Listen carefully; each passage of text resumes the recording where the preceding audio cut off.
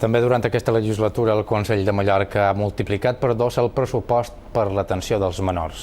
En reformes als centres on els atenen s'ha invertit 1.200.000 euros els darrers 4 anys. La remodelació més recent és aquesta, la del Servei d'Infància i Família, un servei que, malgrat que du 23 anys en funcionament, mai no s'havia remodelat. A aquest centre, a més de 9 sales de teràpia, hi ha una sala de psicomotricitat que també contribueix a la millora psicològica i emocional dels menors. I és que molts nens i nines que han patit maltractament tenen dificultats de comunicació que poden superar amb jocs i activitats.